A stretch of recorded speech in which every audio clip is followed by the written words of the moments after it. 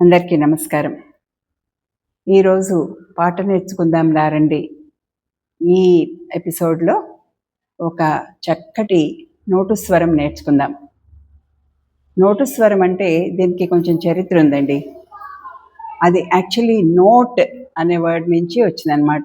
Note అనే English పదం నుంచి వచ్చింది నోటు స్వరం అనేది. ఇది ముత్తుస్వామి దీక్షితర్ గారి రచనలు ఇవన్నీ. మొత్తం 39 నోటు స్వరాలు ఉన్నాయి. దాంట్లో ఒకటి ఇవాళ నేర్చుకుందాం. ఆయన ముత్తుస్వామి దీక్షితర్ గారు మొత్తం దేశం అంతా, ఆయన దక్షిణ భారతదేశానికి సంబంధించిన వారైనా కూడా మొత్తం అంతా కూడా ఆయన చాలా పర్యటించారు. కాశీ వెళ్ళారు, చాలా ప్రాంతాల్లో పర్యటించారు. ఇంకోటి ఏంటంటే, ఆ టైంలో అది బ్రిటిషర్స్ మనల్ని రూల్ చేస్తున్న టైం అనమాట. కాబట్టి వాళ్ళ ఇన్ఫ్లుయెన్స్ చాలా ఉంది. ఆయన పర్యటించిన టైంలో కొంతమంది వెస్ట్రన్ మ్యూజిషియన్స్ని కూడా కలవడం జరిగింది. అప్పుడు ఆయన గమనించింది ఏంటంటే, వెస్ట్రన్ మ్యూజిక్కి మనకి ఎన్నో సిమిలారిటీస్ ఉన్నాయి, ఎన్నో అంటే పోలికలు ఉన్నాయి. అప్పుడు ఆయన ఏం చేశారంటే, ఆయన గమనించింది ఏంటంటే, వెస్ట్రన్ మ్యూజిక్ మన మ్యూజిక్ అంత కాంప్లెక్స్గా లేదు, అంత కఠినంగా లేదు, సింపుల్గా ఉండేదన్నమాట. కాబట్టి ఆయన అనుకున్నది ఏంటంటే, అలాంటి ఆ వెస్ట్రన్ ఇన్ఫ్లుయెన్స్ ఉన్న మ్యూజిక్ని కూడా మనకి అన్వయించి కలిపి పాడితే మన పిల్లలకి కానీ పెద్దలకి కానీ నేర్చుకోవడం తేలికవుతుంది. అంతేకాకుండా సాహిత్యం, మన సాహిత్యం పెట్టుకుంటే ఆ తేలిగ్గా ఉన్న ట్యూన్స్లో మన సాహిత్యం ఉంటుంది. సో నేర్చుకోవడం తేలికవుతుంది అందరికీ అనే ఉద్దేశంతో ఆయన ఆ నోటు స్వరాలు అనేవి కంపోజ్ చేశారు. ఇవి ముఖ్యంగా చిన్నపిల్లలకి నేర్చుకోవడానికి సులువుగా ఉంటాయి. అట్ ద సేమ్ టైం మన సాహిత్యం, మన కల్చర్ కూడా వాళ్ళకి అలవాటు అవుతుంది అనే ఉద్దేశంతో ఆయన చేశారు. అదే జరుగుతోంది కూడా. ఆ నోటు స్వరాలు నేర్చుకోవడం వలన అందరికీ కూడా మన సంగీతంతో పరిచయం బాగా అవుతోంది. ఈ కథ అంతా ఎందుకు చెప్తున్నానంటే, ఇప్పుడు ఇందాకే చెప్పినట్టుగా ఒక చక్కటి నోటు స్వరం ఇవాళ మనం నేర్చుకుందాం. శ్యామలే మీనాక్షి అనే నోటు స్వరం ఈరోజు నేర్చుకుందాం. అందరి పాట నేర్చుకోవడానికి వచ్చేసారా తయారుగా? ఈరోజు కొంచెం మనం శాస్త్రీయంగా వెళ్దాం. అంటే ఈనాడు మనం అన్నమాచార్య కీర్తనలు అవి కొంచెం సెమీ క్లాసికల్ అనుకున్నాను. అలాగే ఒక లలిత గీతం నేర్చుకున్నాను.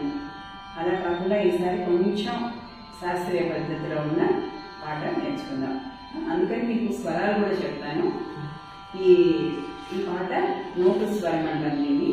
శ్యామలే మీనాక్షి అనే చక్కటి పాట. ఇది శంకరాభరణ రాగంలో ఉంటుంది. ఓకేనా? శంకరాభరణ రాగం అందరికీ, మనకి అందరం శంకరాభరణ సినిమా పుణ్యమాని మనందరికీ ఆ రాగంతో కాస్త కూస్తో పరిచయం ఉంది, కాస్త తెలుసు. ఆ పాట అదొకటి, కళ్యాణి ఒకటి, హిందోడ ఒకటి, ఇవన్నీ కొంచెం అందరికీ బాగా తెలిసిన రాగాలు. మనం సినిమా పాటల్లో కూడా వింటూ ఉంటాం. మామూలు పాటలు కొంచెం వెలికిడి ఎక్కువగా ఉండే రాగాలు ఇవన్నీ. సో దీంట్లో కూర్చోబడిన పాట ఇదన్నమాట. దీనికి స్వరాలు చెప్తాను.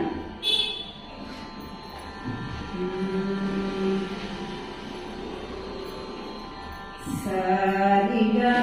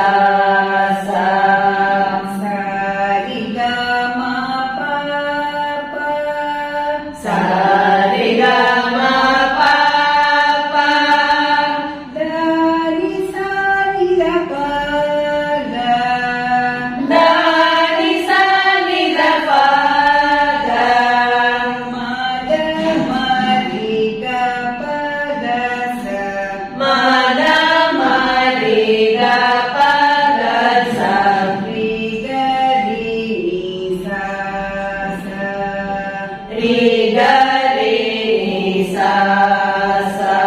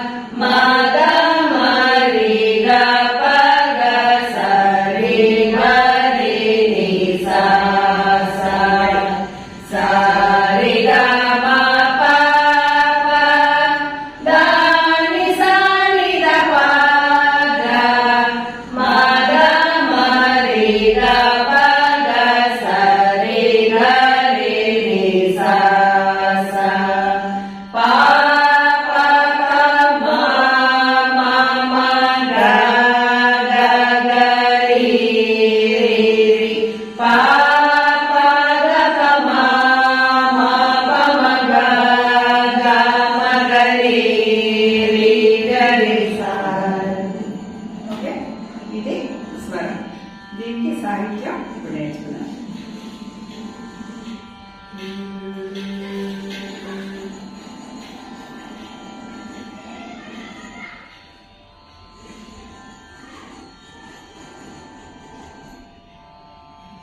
చెప్పలేదు కదా, ఇది మనం 5 శృతుల్లో పాడుతున్నాం. అంటే జీ ఆదితాళం. శ్యామలే మీనాక్షి శ్యామలే మీనాక్షి సుందరేశ్వర సాక్షి సుందరేశ్వర సాక్షి శ్యామలే మీనాక్షి శ్యామలే మీనాక్షి సుందరేశ్వర సాక్షి సుందరేశ్వర సాక్షి శంకరి గురు గుహ శంకరి గురు గుహ సముద్భవే శివేవ సముద్భవే శివేవ శంకరి గురు గుహ సముద్భవే శివేవ శంకరి గురు గుహ సముద్భవే శివేవ ఎక్కడైతే గురుగుహ అనే ముద్ర వస్తుందో అది ముత్తుస్వామి దీక్షితారు కృతి అని అంటాం అన్నమాట. మన త్రిమూర్తులలో ఆయన ముఖ్యమైన వారు.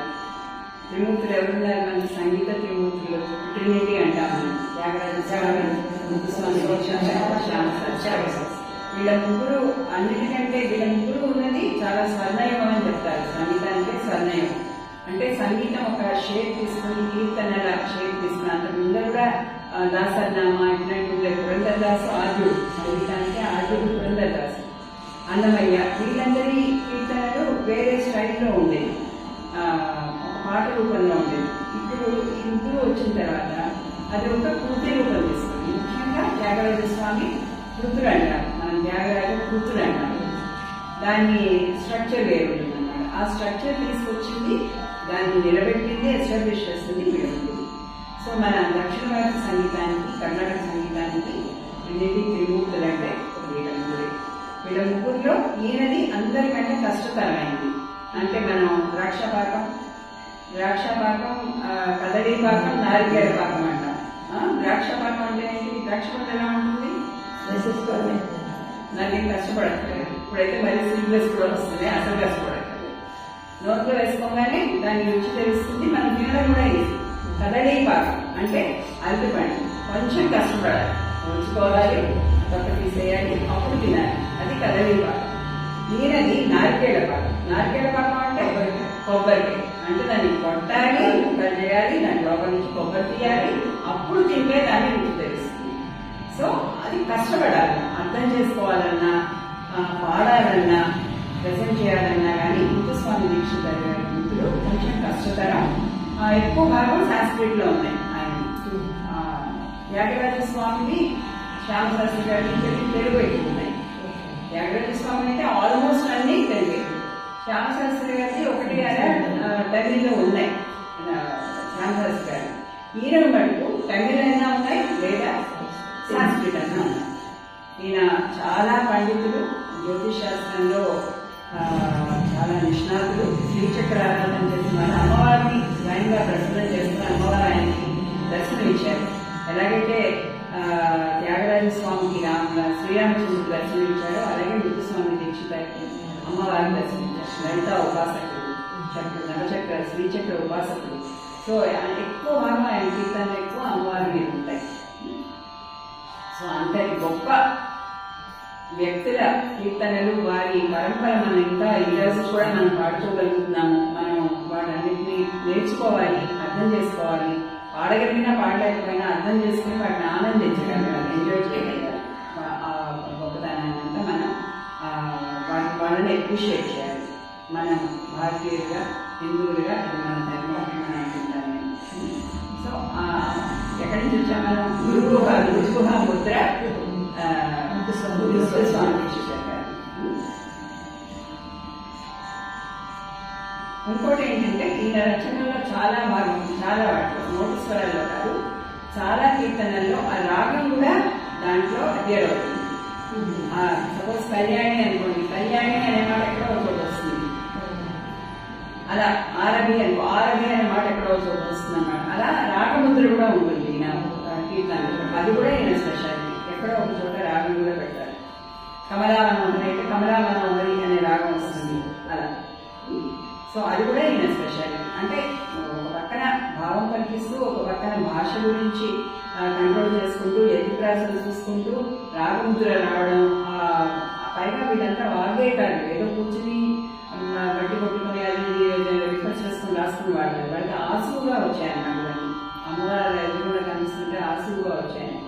ఎన్నో ప్లేసెస్ తిరిగి అక్కడ వేరే వేరే ఆలయాలకు వెళ్ళి ఆలయాల్లో ఉన్న డైటీస్ అంతా మీద కీర్తనలు రచించి ఎంతో గొప్ప సంగీతానికి సేవ చేశారు ఈయన. కాబట్టి వీళ్ళందరి చరిత్ర చదవడం కూడా మనకి ఇంపార్టెంట్. చరిత్ర చదివి తెలుసుకొని వాళ్ళు ఎంత గొప్పవాళ్ళు, అంత గొప్పవాళ్ళ పరంపరగా మనం ఉన్నాం అనేది మనం చాలా ఆనందించే విషయం. ఎప్పుడైనా టైం ఉంటే ఆ పని చేసుకోండి. మళ్ళీ పాటలోకి వెళ్దాం.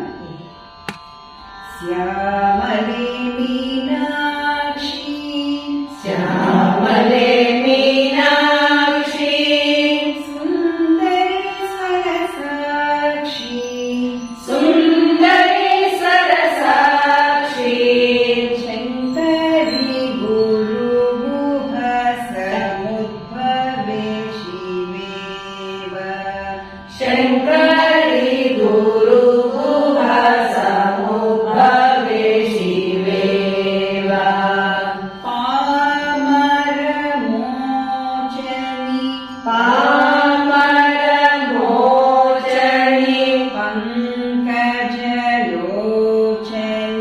పంకజలోచని,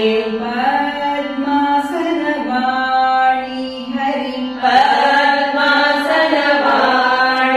హరి, లక్ష్మీ వినుతే శాంభవి, లక్ష్మీ వినుతే శాంభవి, పామర మోచని, పంకజలోచని, పామర మోచని, పంకజలోచని, పద్మాసనవాణి హరి, పద్మాసనవాణి హరి, లక్ష్మీ వినుతే శాంభవి, లక్ష్మీ వినుతే శాంభవి, శ్యామలే మీనాక్షి, శ్యామలే మీనాక్షి, సుందరేశ్వర సాక్షి, సుందరేశ్వర సాక్షి, శంకరి గురుగుహ సముద్భవే శివేవ, శంకరి గురుగుహ సముద్భవే శివేవ. కలిసి పాడదామా? సాహిత్యం పాడదామా? శ్యామలే మీనాక్షి, సుందరేశ్వర సాక్షి, శంకరి గురుగుహ సముద్భవే